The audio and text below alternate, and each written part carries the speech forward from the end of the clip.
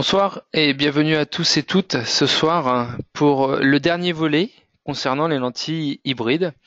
C'est la 4e session sur les lentilles hybrides après avoir eu la découverte, l'adaptation, les paramètres sur mesure pour décrypter correctement les paramètres d'une lentille et savoir ce à quoi ils correspondent et comment et pourquoi surtout utiliser ces paramètres spécifiques. Ce soir, je vous propose tout simplement d'étudier ensemble l'hybrid silicone, mais pour les presbytes en version multifocale. Cette lentille reprend toutes les particularités de ce qui a pu être enseigné et détaillé précédemment. Et ce soir, nous verrons la particularité de cette lentille hybrid silicone multifocale qui reprendra toutes les particularités de l'hybride, mais également un concept de compensation de la presbytie que vous connaissez bien, puisque ce concept est régulièrement utilisé, pratiqué et connu dans le domaine de la contactologie. En tout cas, merci à vous tous de votre participation ce soir. Nous avons des gens très fidèles depuis le départ et puis toujours de nouveaux arrivants. Donc, encore une fois, bienvenue à tous et toutes et je vais vous réexpliquer ou expliquer tout simplement le fonctionnement du webinaire. Le webinaire est tout simplement un système qui permet de pouvoir réaliser des formations à distance via le web. Alors, si effectivement on aura la possibilité d'échanger en fin de présentation, pendant la présentation, les micros sont coupés pour améliorer la qualité sonore, puisque ce soir, comme tous les soirs, ces présentations sont enregistrées et mises à disposition sur notre site internet ensuite pour rediffusion ou téléchargement en fonction de vos besoins, mais aussi des besoins de vos collègues, confrères, collaborateurs qui peut-être n'ont pas pu assister à cette formation et qui souhaiteraient pouvoir la revoir. Vous avez sur votre tableau de bord la possibilité de lever la main. Ceci sera surtout utilisé plutôt en fin de session lorsque j'ouvrirai les micros de tous et chacun. Pendant ma présentation, je vous invite par contre à écrire vos questions. Je les retranscrirai en direct et bien sûr, j'essaierai d'y répondre. Voilà. Encore une fois, puisqu'il y a encore des nouveaux participants qui arrivent, bienvenue à tous et toutes et nous allons donc démarrer ce soir avec l'hybrid silicone multifocale. Tout d'abord, nous allons revoir le concept de l'hybrid. L'hybrid est une lentille à la fois rigide au centre et souple en périphérie, rigide pour la vision et l'intérêt visuel que présente la compensation via un système lentille rigide pour les astigmatismes cornéens, les cornées irrégulières, la qualité visuelle pour les fortes amétropies et une jupe souple qui va permettre un meilleur centrage et stabilisation de cette lentille. Je vous parle également du confort de cette lentille qui sera nettement amélioré en comparaison de celui d'une lentille rigide. Le confort aussi bien pour l'adaptateur que le porteur puisque ces lentilles qui ne se décentrent pas ou peu et surtout offrent une bonne stabilité, quasiment la même que celle d'une lentille souple, peuvent pour l'adaptateur offrir une pérennité et une prédictibilité surtout dans vos adaptations et dans les adaptations qui seront faites et ainsi que dans les renouvellements de ces lentilles. Alors, ce soir, nous allons parler d'un design particulièrement, c'est le diamètre de zone rigide de 10 mm. Pour les personnes qui nous ont suivis précédemment, nous avons étudié et nous avons vu ensemble qu'il existait deux diamètres de zone rigide sur l'hybrid silicone, le diamètre de 8,50 et le diamètre de 10. En lentille hybrid silicone multifocale, nous utilisons principalement le diamètre de zone rigide de 10. Pourquoi? Parce que cela permet une plus grande surface au niveau de la zone optique. Et donc l'insertion des zones multifocales de façon la plus optimisée possible pour acquérir et obtenir un confort visuel maximal. Ce que vous connaissez en diamètre de zone rigide de 8,50 reste vrai. Ce que l'on a vu en diamètre de 10 le reste encore plus. Le diamètre total reste toujours de 4,90 et les matériaux, bien sûr, sont inchangés. Qu'est-ce qu'une lentille hybride et comment fabrique-t-on une lentille hybride? C'est un petit rappel pour les personnes qui n'avaient pas pu suivre les formations précédentes. Eh bien, c'est l'assemblage de deux matériaux. Le bleu en haut, c'est le matériau rigide et le matériau blanc en bas, eh bien, c'est le matériau souple en silico-hydrogel. Cela paraît étonnant, c'est breveté, c'est réalisé, développé et par LCS au laboratoire. Et donc, ça paraît tellement étonnant qu'il semblait nécessaire d'expliquer ce schéma de lentille. Donc, dans l'épaisseur du palais, nous allons tailler une partie rigide d'un diamètre de 10 mm pour les multifocales, plutôt 8,50 pour les unifocales pour les lentilles de kératocone, mais le 10, on l'a vu précédemment, était également disponible pour les unifocales et cornées régulières.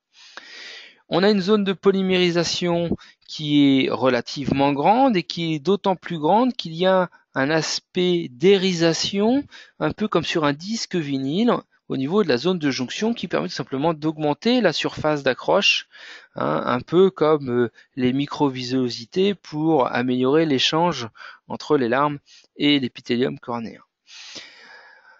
Au niveau des paramètres et des géométries, alors les paramètres de l'hybride silicone multifocal, eh bien c'est avant tout en première intention un diamètre de 10 mm, mais le diamètre que l'on connaît en unifocal de 8,50 est également possible en multifocal. Il faut d'ailleurs savoir que dans la petite histoire, la multifocale a d'abord été développée en diamètre rigide de 8,50 et ensuite a été révisée, revue, tout simplement en diamètre de 10, qui est passé ce diamètre de 10 en zone rigide en diamètre standard pour la multifocale uniquement, tout simplement parce que les zones optiques offraient tout simplement un meilleur confort visuel pour les porteurs de ces lentilles.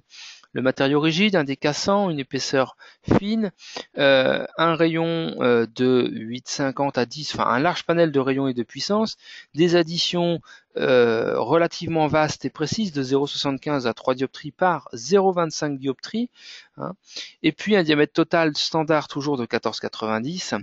Le 1550 est également disponible si vous aviez un petit souci de décentrement. C'est du silico-hydrogel à 50% pour un D450, 50% d'hydrophilie et D450. Un modulus relativement faible, ce n'est pas comparable aux lentilles souples moulées. Ici, on est sur de la lentille taillée et donc la jupe taillée, même souple, a une flexibilité complètement différente des lentilles souples que vous connaissez, d'autant qu'en plus, au niveau de la jonction, il y a une perte de la souplesse de cette lentille et donc c'est vraiment un peu différent quand même de la lentille souple, de ce que l'on peut connaître en lentille souple jetable. Les jupes, en fait, c'est la partie incolore ici, qui est représentée sur ce schéma. C'est la partie souple en silico-hydrogel de la lentille.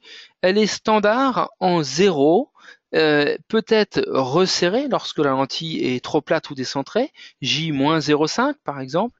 Il faut savoir, c'est pas noté sur le croquis, mais que l'on peut aller jusqu'à -1. Et puis pour les lentilles trop serrées, ventousées, eh bien, il faut faire une jupe plus plate. C'est le même fonctionnement qu'en lentille souple. Et donc on fait plus 0,5, plus 1, et on peut même aller au-delà. On a fait des plus 1,5 et plus 2. Voilà. Les géométries multifocales disponibles, eh bien sûr la lentille hybride silicone multifocale, mais également torique interne, torique externe et bitorique. Au niveau du design, c'est un design que vous connaissez. C'est le design qui a eu la plus grande notoriété, d'abord, qui a acquis sa notoriété principalement lors de l'apparition de la Proclear multifocale et qui s'est, je trouve, encore accentué lorsque la Biofinity multifocale est arrivée sur le marché.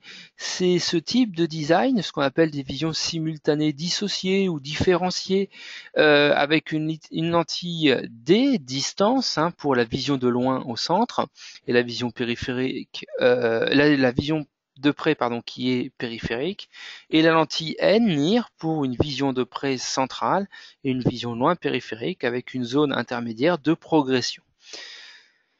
Ce système D et N permet d'équiper tout type de porteur qui a une prédisposition à la vision simultanée. Cette lentille à hybride silicone multifocale est une lentille hybride à vision simultanée différenciée ou vision simultanée dissociée. Nous ne sommes pas sur de la vision alternée ici. Donc cela va nécessiter quelques prérequis et on verra tout à l'heure comment cela peut être utilisé, dans quelles conditions et surtout comment cela pourrait être également optimisé. Au niveau des indications, ce sont les astigmates presbytes qui sont quelquefois difficiles à équiper parce que certains ne supportent pas la lentille rigide qui reste une adaptation de prédilection bien souvent. Alors à défaut on essaye de tenter une lentille souple et puis là c'est la vision, l'irrégularité, l'instabilité des axes, les aberrations induites, etc. Donc la lentille hybride silicone multifocale est vraiment un mi-chemin entre ces deux indications, mais surtout sur des indications d'astigmate presbyte, cornée régulière ou cornée irrégulière. Alors, il est vrai que pour les cornées irrégulières, il faut toujours être extrêmement vigilant. La vision simultanée, c'est l'induction d'une aberration sphérique sur la lentille pour augmenter la profondeur de champ. Le principe de la vision simultanée, c'est celui-là. Induire des aberrations sur une cornée qui en a déjà en pagaille, je pense en l'occurrence des cornées irrégulières, le cocktail en général n'est pas très efficace. Ce que je veux dire par là, c'est qu'autant sur des cornées régulières fortement astigmates ou astigmates tout court, ou des petites irrégularités, des kératocones faibles à modérés, cela est envisageable parce que les phénomènes aberrationnels de la cornée et de la lentille sont plutôt en faveur du bénéfice visuel du porteur. Par contre, il faut quand même être vigilant sur les irrégularités les plus fortes, là où l'aberration cornéenne est la plus forte, et quelquefois, le taux de succès peut diminuer avec ces lentilles à vision simultanée sur ces cornées extrêmement irrégulières. Donc voilà, il faut bien maîtriser l'indication et puis, il faut garder en tête l'indication de ce qu'est une indication de lentille à vision simultanée. C'est-à-dire, des porteurs qui vont avoir un diamètre pupillaire pas trop petit, alors on dit en général supérieur à 3,5 mm, surtout un bon jeu pupillaire, c'est-à-dire une constriction pupillaire à la lumière et en vision de près.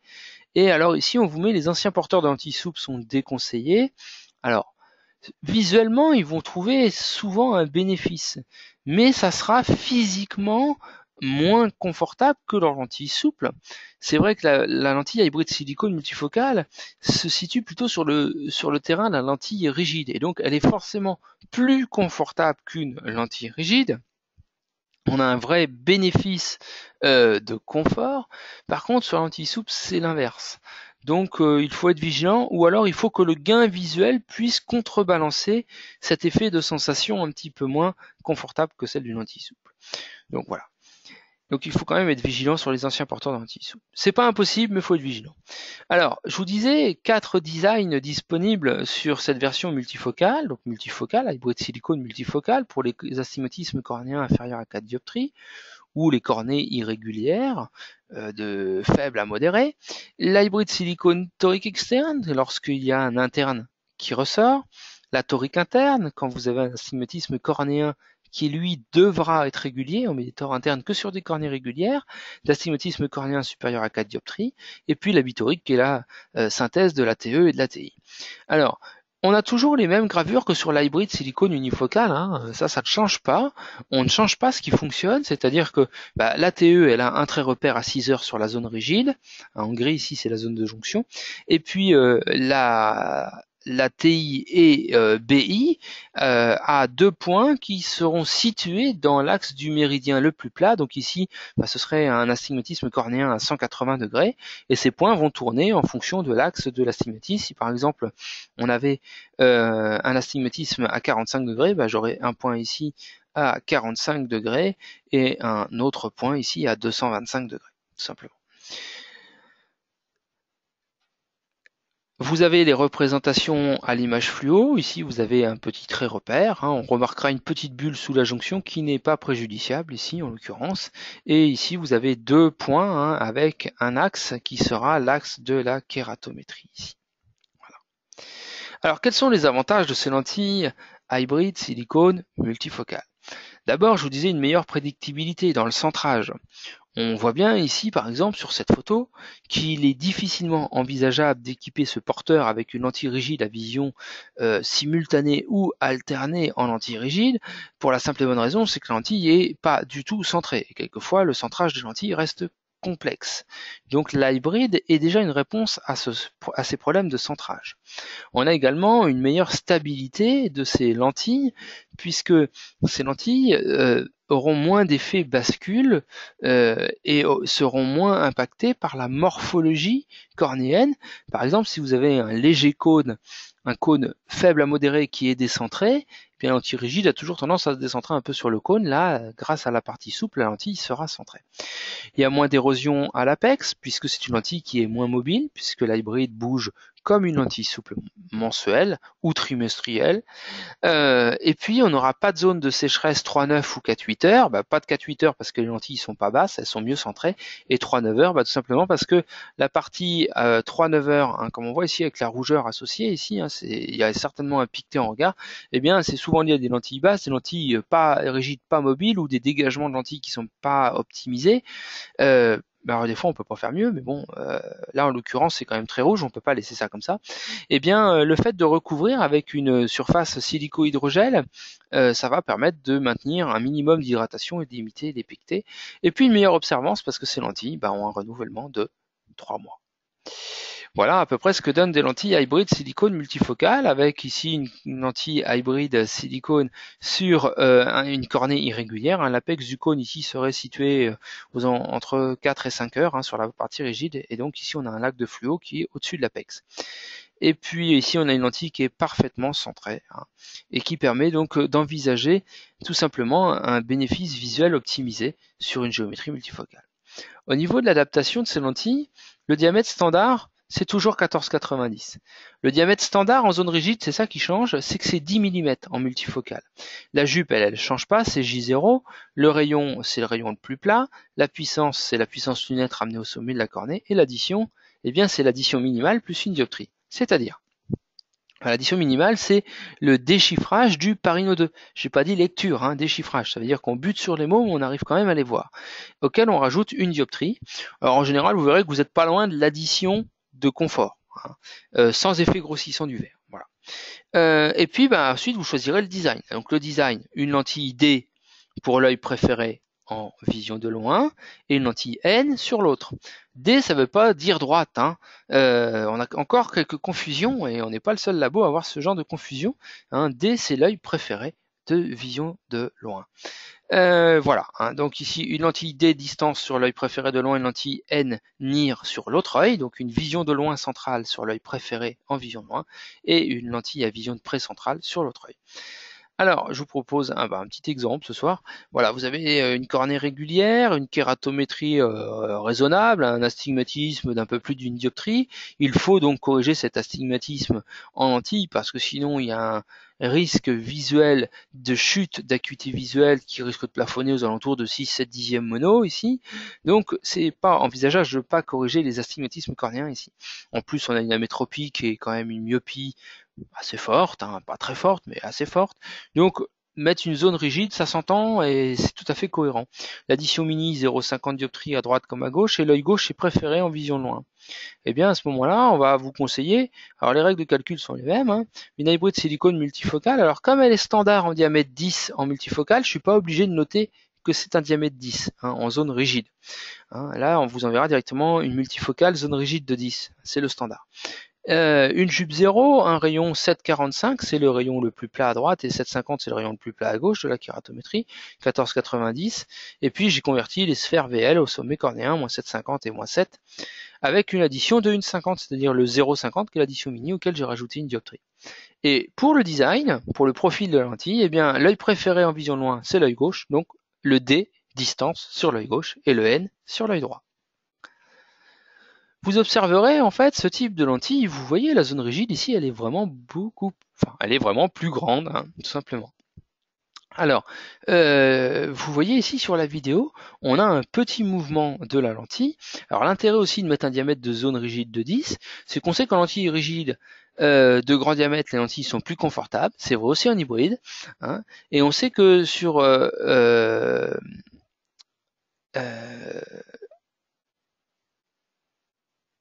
j'ai perdu ce que je voulais dire. Non, c'est bon. Et donc le fait d'avoir une zone rigide plus grande et un diamètre total qui n'a pas changé, on a une zone souple, une largeur de la jupe qui est un peu moins importante, et donc du coup qui va avoir moins d'effet de resserrage si le film lacrymal est pas tout à fait suffisant ou pas tout à fait optimal pour hydrater parfaitement une partie souple ou une lentille souple.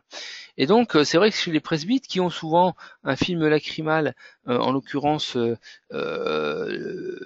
chez les personnes, chez les seniors, hein, aux alentours d'une cinquantaine d'années, c'est encore plus vrai chez les femmes qui ont une petite insuffisance lacrymale. Le fait de minimiser la surface souple va dans le sens d'une optimisation du confort et d'une limitation des complications liées en fait à des lentilles qui se déshydrateraient partiellement et qui auraient donc des effets de resserrage. Voilà, donc voilà l'intérêt de ce diamètre de zone rigide de 10. Au niveau des astigmatismes cornéens supérieurs à 4 dioptries, vous utiliserez une géométrie torique interne. Le diamètre total du diamètre de zone rigide ne change pas. La jupe standard 0 ne change pas. Le rayon, c'est toujours le rayon le plus plat, R0 égale K, hein, K rayon le plus plat de la kérato. Et puis pour le R'0, R'0 égale K' plus 0,2 sur le rayon le plus cambré. Alors des fois on peut être amené à faire plus 0,1 hein, lorsqu'on veut travailler un peu en dioptrie sur l'astigmatisme, ou bien, et surtout je dirais quand on est sur des astigmatismes inverses ou obliques, on a tendance à mettre que 0,1. Mais même si vous mettez 0,2, la lentille ne sera pas décentrée et vous n'aurez pas de complications. Donc K' plus 0,2, c'est une règle que vous pouvez appliquer au départ sur tous vos astigmatismes cornéens réguliers surtout, ça j'insiste. Ensuite, la puissance lunette que vous convertissez au sommet de la cornée, l'addition, la règle de l'addition reste la même, addition minimale plus 1 et la lentille D sur l'œil préféré VL et la lentille N sur l'autre. Et vous obtiendrez ce type d'image tout simplement avec une lentille hybride silicone et les deux points qui seront dans l'axe de la kératométrie, tout simplement. Il est important de noter que lorsque vous avez une commande à faire de lentilles à hybride silicone torique interne, il nous faut absolument l'axe kératométrique puisque c'est un double système de stabilisation, un système torique interne au niveau de la partie rigide et un système de stabilisation en lentille souple avec un système de stabilisation qui associe un système de stabilisation statique et dynamique pour tout simplement optimiser cette lentille torique interne induit stabilité qui pourrait être lésée par tout simplement l'interaction de la paupière supérieure sur la surface souple de cette lentille à hybride silicone. C'est pour ça qu'on a l'association d'un système torique interne comme en rigide et d'un système sur la partie souple comme en lentille souple torique. Au niveau donc des kératocones, on va dire peu évolués lorsqu'ils sont débutants ou modérés, eh bien la règle est la même que pour les cornées régulières. Vous prendrez tout simplement un diamètre de 14,90, un diamètre de zone rigide de 10, une jupe J0, et puis le rayon kératométrique le plus plat sera égal au R0, la puissance lunette ramenée au sommet de la cornée. Pour l'addition et le design, ça ne change pas. Je propose un petit exemple. Vous avez deux kératocones. Alors, c'est étonnant, vous avez une kérato qui est plate ici. Vous avez 8,13 à 12 par 7,64 sur l'œil droit. L'œil droit, pourtant, le kératocone est un peu plus évolué. Cependant, il est décentré. Donc, sur la kératométrie centrale, ce kératocone a peu d'incidence. Il faudra quand même en tenir compte dans l'évaluation à la fluo de cette lentille. En revanche, à gauche, il y a un tout petit début de kératocone, une suspicion de kératocone. Là, on n'a pas les indicateurs de kératocone qui sont affichés, mais effectivement, c'est un tout début. Et cette cornée pourra, en termes de morphologie, être quasiment équipée comme une cornée régulière. Et donc ici, je vous propose une hybride silicone multifocale en diamètre 10, donc comme c'est le diamètre de zone rigide standard, c'est pas noté. Et puis la jupe 0 standard, le 8-15 à droite comme à gauche, ça fait référence tout simplement aux rayons kératométriques les plus plats de la cornée, le diamètre 14,90, moins 4 à droite, puisque moins 4,25 converti au sommet de la cornée, ça fait moins 4, et moins 2,25, ça reste moins 2,25, avec une addition de 2, puisque l'addition minimale était de 1, auquel on rajoute 1. Donc ça fait bien 2 d'addition. L'œil préféré est à gauche, donc la distance est à gauche et l'anire est à droite.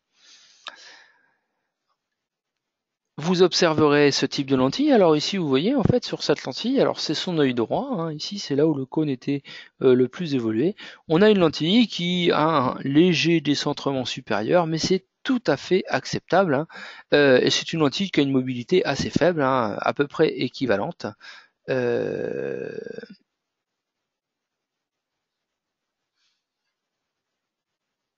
À peu près équivalente, tout simplement à... je sais plus ce que je voulais dire.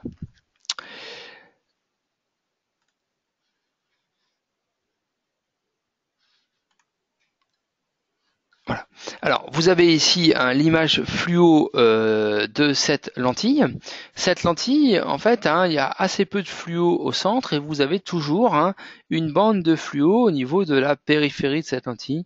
Là, vous avez deux petites bulles. Alors, c'est parce que cette lentille, elle vient d'être posée. Elle est un petit peu décentrée sup, mais elle vient d'être posée, cette lentille, et les petites bulles vont disparaître avec le temps de port. C'est pas préjudiciable. Ça ne nécessite pas de retirer la lentille pour la reposer. Ici, vous pouvez très bien continuer et vous verrez au bout de quelques minutes ou quelques heures, les bulles auront disparu, tout simplement. Alors, au niveau de l'optimisation, c'est exactement le même arbre décisionnel d'optimisation que ce que vous connaissez pour ces lentilles à vision simultanée dissociée.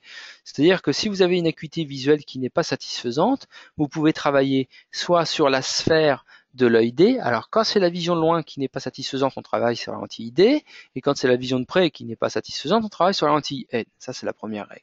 Ensuite, lorsque vous avez une acuité de loin qui n'est pas satisfaisante, vous avez deux possibilités. Soit vous travaillez sur la sphère de votre lentille D, soit vous, donc en mettant un peu plus de concave, par pas de 0,25, ou alors, vous aurez la possibilité donc de modifier également l'addition, donc mettre moins fort en addition, et là plutôt par pas de 0,50 pour que cela soit suffisamment significatif.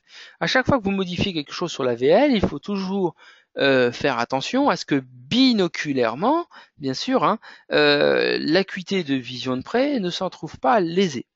Et il en est de même lorsque c'est une VP qui est non satisfaisante. Alors, on peut travailler aussi bien sur la sphère en rajoutant du convexe par pas de 0,25 ou bien sur l'addition et là plutôt par pas de 0,50.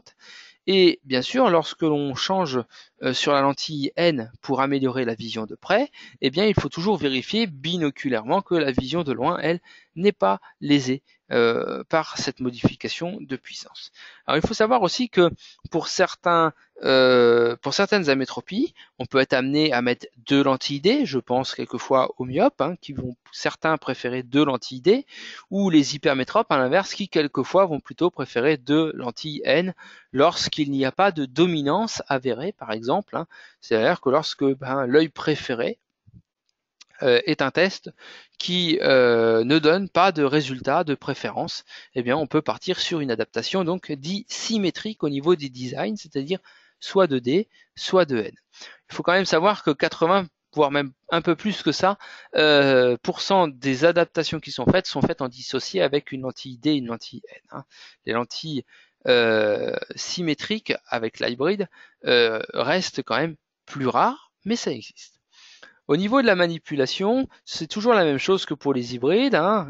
Classiquement, on pose les lentilles avec une goutte de lubrifiant, enfin une, deux ou trois gouttes de lubrifiant dans la lentille, en fonction de l'élévation cornéenne et de l'irrégularité de cette cornée. On mettra plus ou moins de liquide dans la lentille. Il faut savoir que plus on met de liquide dans la lentille, moins elle tient facilement sur le doigt. Il faut quand même faire attention. Et puis au niveau du retrait des lentilles, toujours mettre quelques gouttes de sérum avant de retirer la lentille et réaliser un push-up juste après avoir instillé quelques gouttes de sérum. Puis ensuite, soit vous utilisez donc la méthode manuelle, hein, comme on le fait en lentille rigide, on va chercher le bord de la partie souple, soit vous utilisez la ventouse. Il suffit pour cela de ventouser dans la partie basse de la lentille et de pivoter la lentille pour soulever la jupe, tout simplement, faire passer de l'air en dessous, la lentille s'en va. Alors pour poser la lentille, hein, vous maintenez les paupières et puis vous allez poser la lentille directement sur la cornée. Et vous allez voir ici, il y aura une bulle d'air hein, sous la lentille. Même s'il y a une bulle d'air, au bout de quelques clignements, au bout de quelques minutes, eh bien ces bulles doivent disparaître, tout simplement. Vous voyez ici, on a une grosse bulle d'air. Au fur et à mesure des clignements, hop là, la bulle s'en va et disparaît petit à petit. Voilà. Au niveau du retrait, je vous disais deux méthodes. La première, c'est vous instillez quelques gouttes, vous faites un push-up, vous allez chercher le bord de la lentille avec vos paupières, le bord souple de la lentille, hein, et puis vous allez soulever la jupe avec la paupière inférieure pour tout simplement retirer cette lentille. Ou bien vous utilisez la ventouse. Alors là, au préalable, vous instillez des gouttes, vous faites un push-up, puis vous posez la lentille dans la partie basse, vous faites bouger la lentille de droite à gauche, et vous soulevez la jupe. Voilà. Ok, très bien. Hein, on voit bien à ce moment-là, voilà, hop là.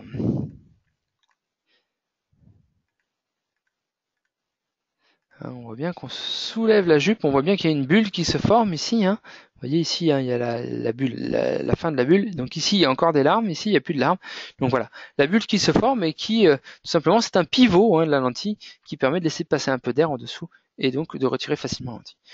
Au niveau de la disponibilité, c'est une lentille trimestrielle, apport journalier. Les lentilles vous sont envoyées à l'unité pour l'adaptation avec une lentille droite, une lentille gauche dans des étuis reconditionnables, rebouchables, pour que la lentille puisse nous être retournée si les essais ne convenaient pas. Et puis, lorsque l'adaptation est terminée, pour le renouvellement de ces lentilles, eh bien, les lentilles sont envoyées en blister, comme des lentilles souples, dans une boîte de 2 lentilles, c'est-à-dire 6 mois de lentilles, puisque la durée de vie de ces lentilles est donc de 3 mois. Donc 2 fois 3 mois, ça fait bien des boîtes de 6 mois. Le budget moyen, c'est environ 50 € par mois pour une adaptation binoculaire. Au niveau de l'entretien, le massage à l'Otecline ou surfactant pour lentilles souples, alors il en existe d'autres, hein. On vous conseille l'Otecline, on le distribue, on le rend accessible à l'unité ou en quantité en fonction de vos convenances, et donc ce produit est facilement disponible et accessible. Il est important de bien nettoyer ces lentilles qui ont une petite tendance à s'encrasser sur la face avant, au niveau de la partie souple de la lentille, au voisinage de la jonction, c'est-à-dire de la zone de transition entre la partie souple et rigide. Si vous massez les lentilles quotidiennement, vous n'aurez pas de problème. Si vous ne massez pas les lentilles, vous risquez d'avoir des problèmes. Pas chez tous les porteurs, mais chez certains porteurs, vous risquez d'avoir des problèmes. Donc le massage avec un produit surfactant est vraiment l'action principale de nettoyage à avoir avec ce type de lentille spécifique. Et puis pour la décontamination au quotidien, soit un peroxyde, soit un multifonction. On peut utiliser des multifonctions pour lentilles souples ou lentilles rigides. Attention, un petit bémol, il faut vraiment utiliser des étuis plats pour lentilles rigides, parce que ces lentilles hybrides ne rentrent pas dans les étuis crochets des produits multifonctions pour lentilles rigides. Pardon. Étui crochet type Manicure pur, Pressilins B5, l'étui n'est pas compatible. Le produit il l'est, mais pas l'étui. Et au niveau de la dépro, vous pouvez faire une déprotéinisation enzymatique, c'est même conseillé, il faut le faire toutes les semaines. Par contre, pas de projan parce que la composition du projan n'est pas compatible avec la partie souple de cette lentille. Pour le massage, vous posez la partie creuse de la lentille sur l'index et avec le pouce, vous venez faire des ronds sur la partie souple au voisinage de la jonction et sur la partie rigide. Et là, l'intérêt, c'est que vous massez très bien la face avant, mais également très bien la face arrière. Le conseil avec ce type de lentille, et il ne faut pas attendre, il faut le faire en préventif et pas en curatif, c'est d'instiller des gouttes d'agent de pose en cours de journée, plusieurs fois dans la journée. Je vous préconiserai plutôt des unidoses pour éviter les conservateurs. Et quel est l'intérêt d'instiller des gouttes? Un, c'est d'hydrater la partie souple en permanence, donc de limiter les éventuels dépôts qui pourraient se former, mais pas seulement, c'est également de favoriser le clignement des porteurs qui est très souvent, à l'heure d'aujourd'hui, soit incomplet soit même complètement insuffisant. Et donc le fait d'instiller des gouttes favorise le clignement, la notion de clignement et la stimulation de ce clignement. Donc n'hésitez pas, ça n'a aucun effet pervers de mettre des gouttes dans la journée, et donc ça permet même de lubrifier et donc d'éviter les frictions avec la lentille. Au niveau de la commande et des paramètres de ces lentilles, alors si vous avez par exemple une prescription en lentilles, sur la prescription il doit y avoir bien sûr le nom de la lentille. Vous devez ensuite avoir le type de conditionnement, c'est-à-dire est-ce que ce sont des lentilles d'essai ou bien des lentilles de renouvellement. Vous aurez donc ensuite la jupe, le rayon, le diamètre, la puissance, l'addition et surtout le design. Si vous n'avez pas le design distance ou near, vous ne pourrez pas commander ces lentilles. Il en est de même lorsque vous nous passez commande. Et nous, à l'inverse, lorsqu'on vous envoie donc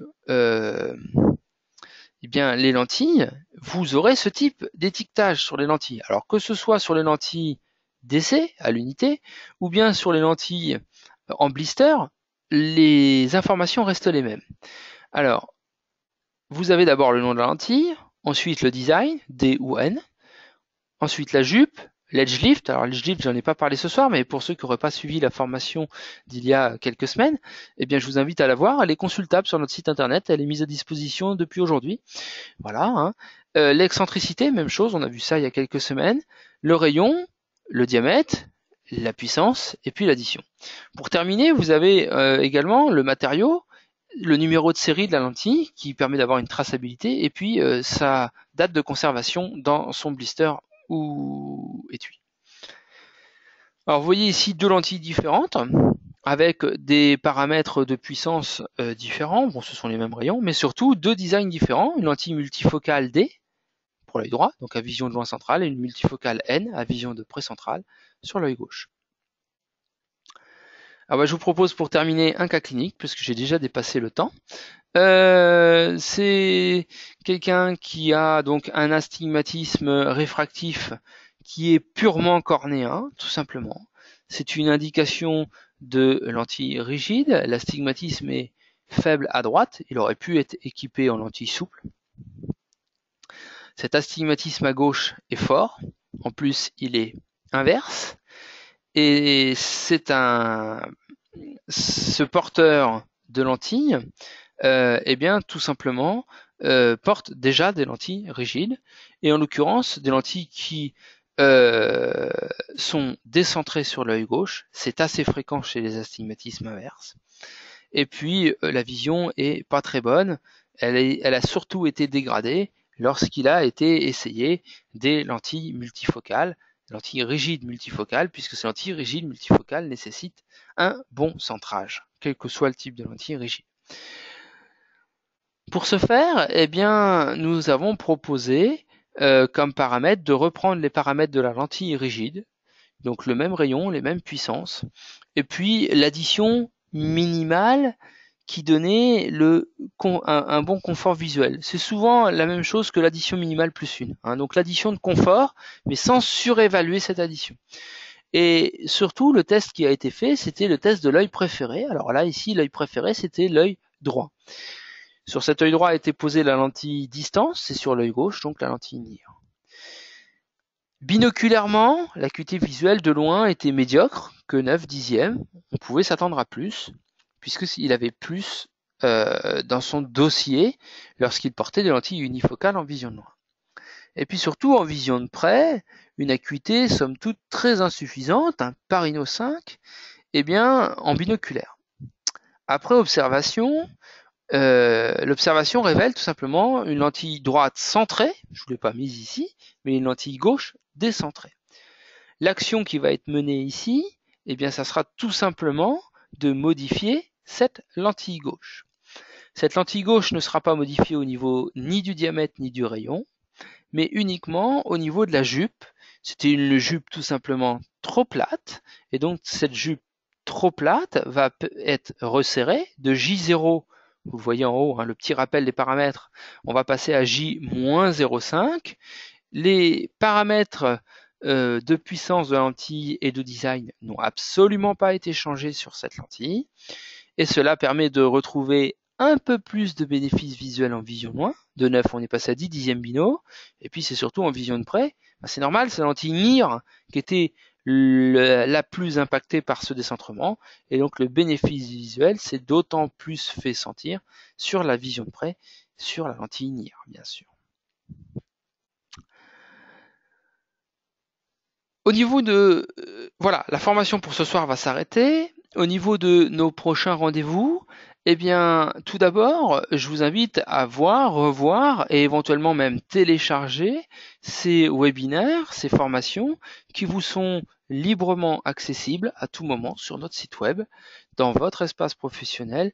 Que vous ayez des codes pro ou pas, vous pouvez facilement et simplement consulter ou télécharger ces formations. Et puis également vous inscrire aux prochaines formations, que ce soit sur les lentilles sclérales, que ce soit également sur les lentilles d'Orthoca, puisque nous aurons en début d'année un programme de formation sur les lentilles d'Orthoca et plus particulièrement sur l'identification des paramètres de ces lentilles pour une meilleure prise en charge de ces lentilles, puisque ces lentilles d'Orthoca ont souvent des paramètres un peu spéciaux. Voilà, c'est une adaptation qui est bien souvent assez spécifique et donc avec des paramètres bien propres à elle-même. En tout cas, pour ce soir, eh bien, je vais vous souhaiter à tous et toutes une bonne soirée. J'espère que cet ensemble de formations sur les lentilles hybrides vous ont intéressé. Il y aura également des sessions de présentation de cas cliniques avec comment gérer, commander, recevoir, contrôler les lentilles qui sont nécessaires dans la prise en charge de ces cas cliniques. Voilà. Eh bien, je vous remercie de votre participation. Je vous dis à très bientôt.